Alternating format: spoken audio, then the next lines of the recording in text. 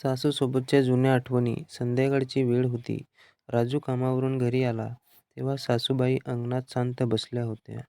त्यांच्या हातात एक जुना फोटो होता. राजूने जवळ जाऊन विचारलं, "आई काय पाहताय?" त्या हसल्या आणि म्हणाल्या, "माझ्या लहानपणीचा फोटो आहे रे." आज अचानक जुन्या आठवणी जाग्या झाल्या. राजू त्यांच्या शेजारी बसला आणि म्हणाला, "मग आज मला तुमच्या लहानपणीच्या सगळ्या गोष्टी सांगा." सासूबाई हसल्या आणि म्हणाल्या, "आमचं बालपण तुमच्यासारखं नव्हतं. मोबाईल नव्हते, टीव्ही पण नव्हता. संध्याकाळ झाली की आम्ही सगळ्या मैत्रिणी नदीकाठी जायचो.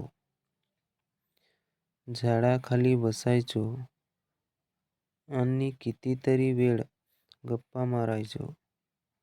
खूप मन लावून ऐकत होता." त्या पुढे म्हणाल्या, "पावसाळ्यात आम्ही कागदाच्या होड्या बनवून पाण्यात सोडायचो. कोणाची होडी जास्त लांब जाते याची स्पर्धा. कधी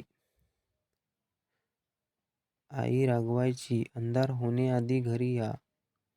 पण आम्ही खेळण्यात इतके रमायचो की वेळ कधी निघून जायचा कळायचंच नाही." राजू हसून म्हणाला, "आई तुम्हीही खूप खोडकर होतात वाटतं." त्या हसत म्हणाल्या, "खूप. एकदा तर मी मैत्रिणीसोबत आंब्याच्या झाडावर चढले होते. खाली उतरताना पाय घसरला आणि माझ्या कपड्यांवर सगळी माती लागली.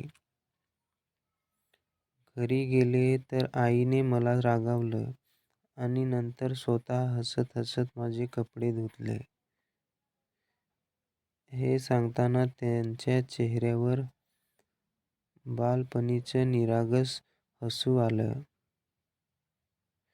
राजू म्हणाला, "आई त्या दिवसांची तुम्हाला खूप आठवण येते ना?" त्या हळूच आवाजात म्हणाले, "हो बाळा. आयुष्य पुढे जातं, मुलं मोठी होतात, घर बदलतं, माणसं दूर जातात. पण बालपणीच्या आठवणी मनातून कधी जात नाही." राजूने त्यांचा जुना फोटो हातात घेतला आणि म्हणाला, "मग या आठवणी आपण जपून ठेवूया." सासूबाई म्हणाल्या, "तू एवढ्या आवडीने गोष्टी ऐकतोस म्हणून मला वाटतं माझं बालपण पुन्हा एकदा जगता येईल." त्यानंतर राजू रोज रात्री त्यांच्यासोबत थोडा वेळ बसून जुन्या आठवणी ऐकू लागला. कधी शाळेच्या गोष्टी, कधी मित्रमैत्रिणींच्या खोड्या, तर कधी त्यांच्या आईने केलेल्या पदार्थांच्या आठवणी. एके दिवशी राजूने त्यांना सांगितलं, "आई तुमच्या गोष्टी ऐकताना मला माझ्या स्वतःचं बालपणीचीही आठवण होते." सासूबाईंनी हसून त्यांच्या डोक्यावर हात ठेवला आणि म्हणाल्या, "म्हणून आठवणी सांगायच्या असतात बाळा. त्या फक्त भूतकाळातल्या नसतात, त्या आजच्या माणसांना एकमेकांच्या जवळ आणतात." त्या रात्री दोघे बराच वेळ जुन्या आठवणी सांगत बसले. बाहेर पाऊस पडत होता आणि घरात मात्र हसण्याचा आवाज घुमत होता. राजूला त्या दिवशी जाणवलं,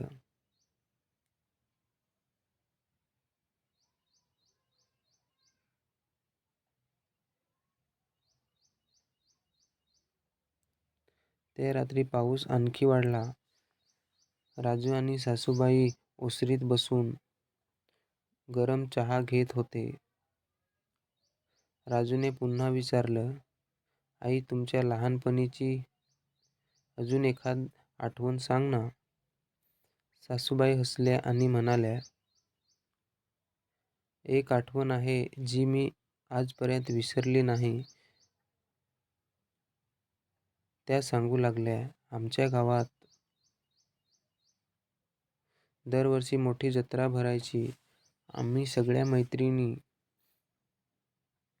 नवीन कपडे घालून जत्रेला जायचो. माझ्याकडे नवीन कपडे नसले तरी आई माझ्यासाठी जुन्या साडीपासून सुंदरसा ड्रेस शिवायची.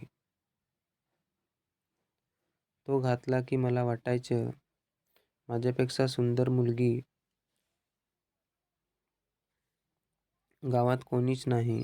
राजू हसत म्हणाला, म्हणजे तुम्ही तेव्हापासून स्वतःवर खुश होतात? त्या म्हणाल्या, अगदी. पण त्या जत्रेत मला खेळण्यांपेक्षा भेळ आणि गोड गोष्ट जास्त आवडायच्या. दोघे हसू लागले. मग त्या थोड्या शांत झाल्या आणि म्हणाल्या, एकदा जत्रेत माझी आई गर्दीतून माझ्यापासून दूर झाली होती. मी खूप घाबरले होते. रडत रडत तिला शोधत होते. तेव्हा एका अनोळखी आजींनी माझा हात धरून मला सुरक्षित जागी बसवलं आणि आईला शोधायला मदत केली. काही वेळाने आई मला सापडली आणि तिने मला घट्ट मिठी मारली. त्या दिवशी मला पहिल्यांदा जाणवलं की आईची सावली किती मोठी असते. राजू शांतपणे ऐकत होता. सासूबाईंच्या डोळ्यात पाणी आलं. त्यांनी पुढे सांगितलं, आज माझी मुलगी मोठी झाली आहे. तिचं स्वतःचं घर आहे. पण जेव्हा ती माझ्यासमोर लहान मुलीसारखी हसते ना, तेव्हा मला माझं सगळं बालपण आठवतं. राजू म्हणाला, आई, तुमच्या आठवणी ऐकताना मला असं वाटतंय की मी तुमच्या गावात तुमच्यासोबत फिरतोय. त्या हसून म्हणाल्या, म्हणूनच जुन्या गोष्टी सांगायला कोणीतरी ऐकणारं माणसं हवं असतं. दुसऱ्या दिवशी राजूने ठरवलं की आईच्या लहानपणीचं गाव त्यांना पुन्हा दाखवायचं. त्याने गाडी काढली आणि म्हणाला, आई, आज तुम्ही मला तुमचं बालपण जिथे गेलं ते सगळं दाखवा. सासूबाईंच्या चेहऱ्यावर मुलासारखं हसू आलं.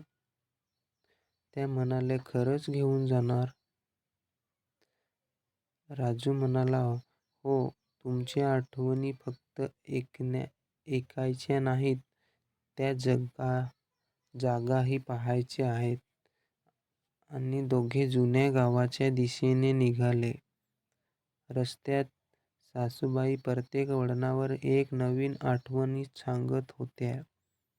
कुठे त्या शाळेत जायच्या, कुठे मैत्रिणींसोबत खेळायच्या, कुठे आईसोबत बाजारात जायच्या. प्रत्येक जागेला एक गोष्ट जोडली होती. शेवटी त्या जुन्या झाडाजवळ उतरल्या. झाडाकडे पाहून त्या काही क्षण शांत राहिल्या आणि म्हणाल्या, बाळा, इथे आम्ही लहानपणी तासनतास बसायचो. राजूने त्याच्याकडे पाहिलं आणि म्हणाला, आई, आज तुमच्या आठवणींना पुन्हा एकदा घर मिळालं. त्या हसल्या आणि म्हणाल्या, बालपण परत येत नाही, पण ते आठवणीत पुन्हा जगता येतं. फक्त ऐकणारा आणि समजून घेणारा माणूस जवळ असायला हवा.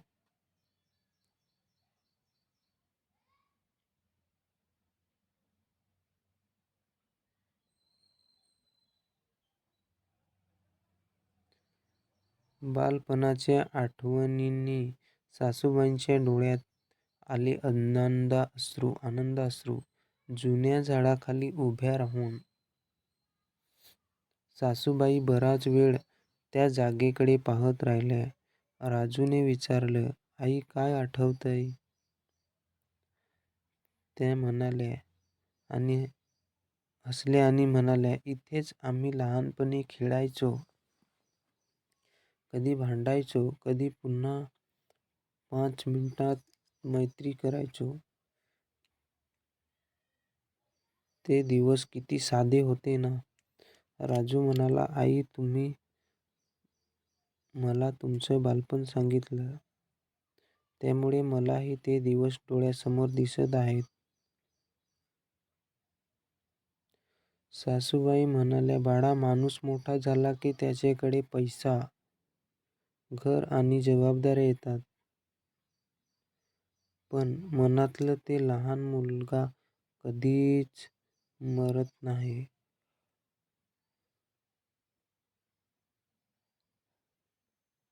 फक्त त्याला आठवणींची गरज असते.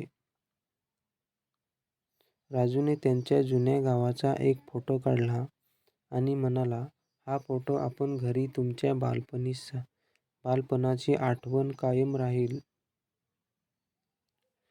सासूबाईंच्या डोळ्यात आनंद अश्रू आले.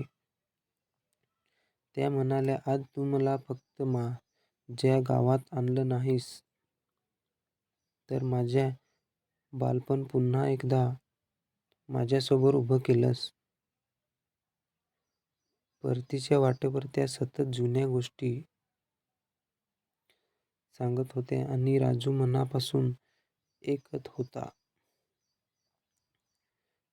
घरी पोहोचल्यावर सासूबाईंनी तो फोटो हातात घेऊन आणि हळूच म्हणाल्या, माझ्या आयुष्यातल्या जुन्या आठवणी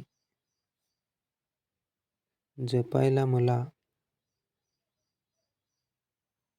आज एक नवीन माणूस मिळाला. राजू हसून म्हणाला, आई तुमच्या आठवणी माझ्यासाठी आता एक भाग आहेत. त्या प्रेमाने त्या डोक्यावर हात ठेवून म्हणाल्या, नाती रक्तानेच बनतात असं नाही बाळा. कधी एखादा माणूस तुमच्या गोष्टी मनापासून ऐकत तुमच्या आठवणी जपून ठेवतं आणि तेव्हा ते आपलंसं होतं. त्या दिवसानंतर राजूने एक वही आणली आणि सासूबाईच्या लहानपणीच्या सगळ्या गोष्टी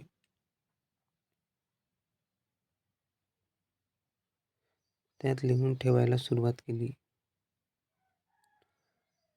प्रत्येक पानावर एक आठवण होती. शाळा, मैत्रिणी, गावची यात्रा, आईचा प्रेमळ राग, पावसातले खेळ आणि बालपणीची स्वप्न. काही वर्षांनी त्या वहीकडे पाहताना सासूबाई हसत म्हणाल्या, माझं बालपण मी जगले होते, पण माझ्या आठवणींना आयुष्य तू दिलंस. आणि राजूच्या मनात एकच विचार आला, आपल्या माणसांच्या जुन्या आठवणी ऐकण्यासाठी वेळ देणं ही सुद्धा प्रेमाची एक सुंदर पद्धत आहे.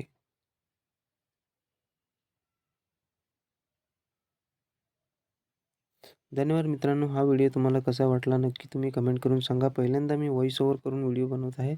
तर मित्रांनो हा व्हिडिओ तुम्हाला कसा वाटला हे तुम्ही नक्की सांगा. आणि पुढील भाग तुम्हाला कशा पद्धतीने कोणत्या पद्धतीने कसा व्हिडिओ पाहिजे हे तुम्ही मला कमेंटमध्ये सांगा. धन्यवाद मित्रांनो. आणि काळजी घ्या, स्वतःची काळजी घ्या सर्व काही. आणि बाकी लाईक करायला विसरू नका. चॅनल सबस्क्राईब करून ठेवा. बाकी नवनवीन व्हिडिओ तुमच्यासाठी मी घेऊन राहीन. धन्यवाद.